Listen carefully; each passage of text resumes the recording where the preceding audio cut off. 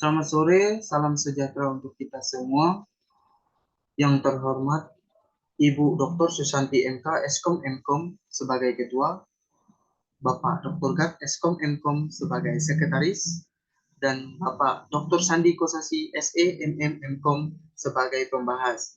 Saya Aldianus dengan NIM 191103554,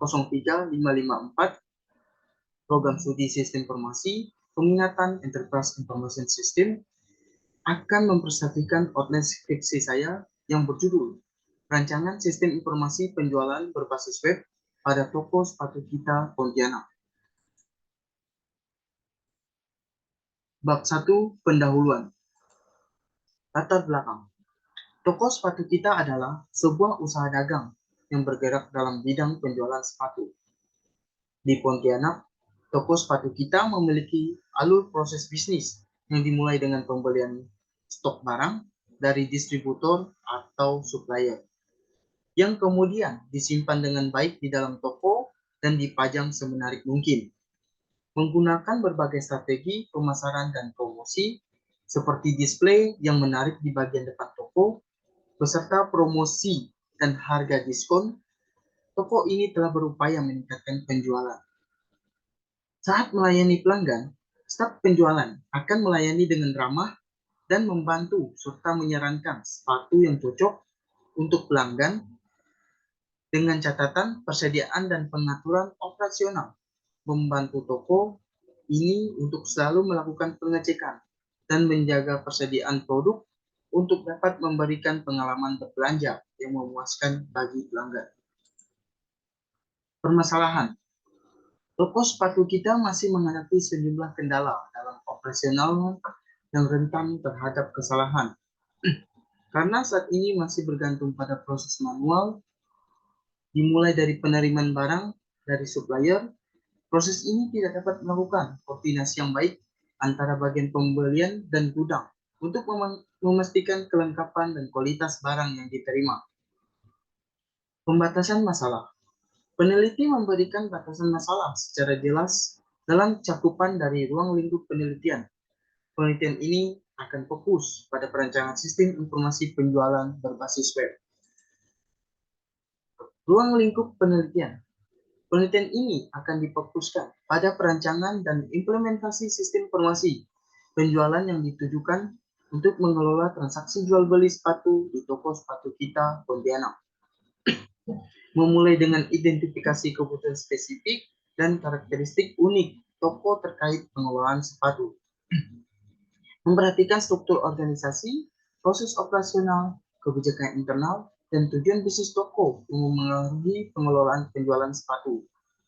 Mencakup eksplorasi teknologi informasi terkini dan praktik terbaik dalam transaksi jual beli dengan tujuan meningkatkan efisiensi operasional dan ketepatan waktu dalam pengelolaan sepatu di toko sepatu kita Pontianak.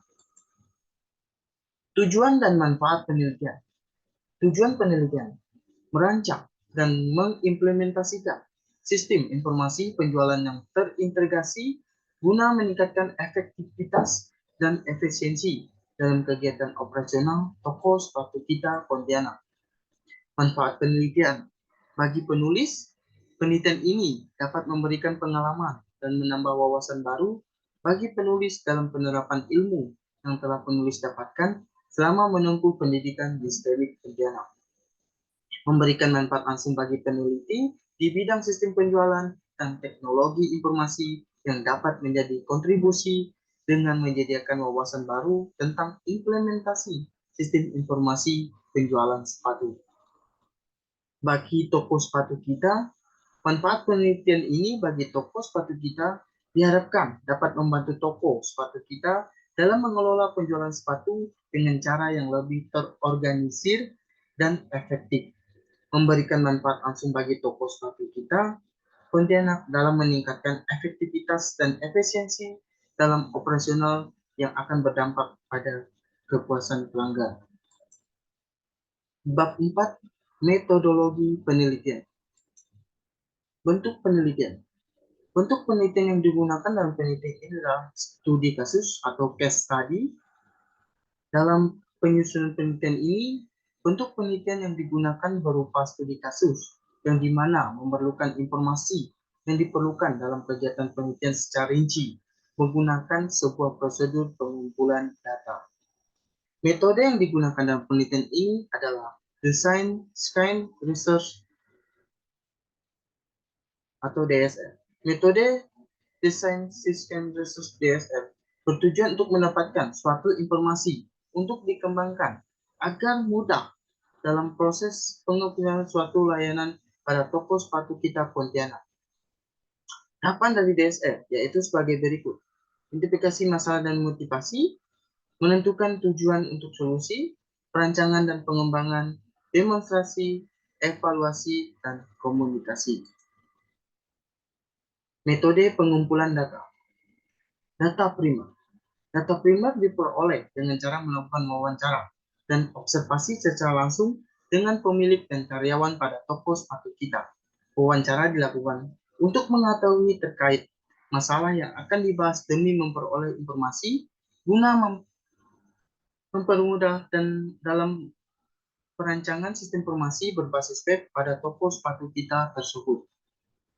Data sekunder.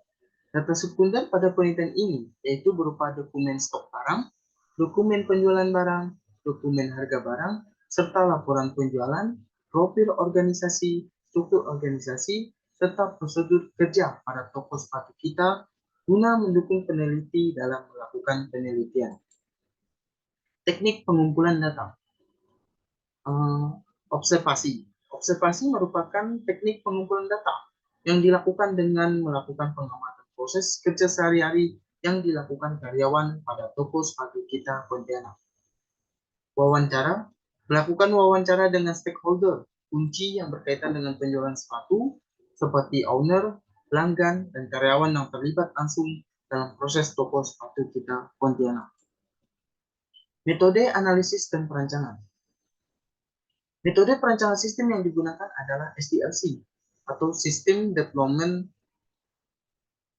Life Cycle. SDLC atau Software Development Life Cycle atau sering disebut juga System Development Life Cycle adalah proses mengembangkan atau mengubah suatu sistem perangkat lunak dengan menggunakan model-model dan metodologi yang digunakan orang untuk mengembangkan sistem-sistem perangkat lunak sebelumnya. Menggunakan model waterfall SDLC dalam mengembangkan penelitian ini. Model SDLC, Software Development Life Cycle, waterfall adalah salah satu metode pengembangan perangkat lunak yang paling awal dan paling sederhana. Model ini mengikuti pendekatan linear dan sekuensial, di mana setiap fase dalam siklus hidup pengembangan harus selesai sebelum fase berikutnya dapat dimulai. Pemodelan sistem informasi.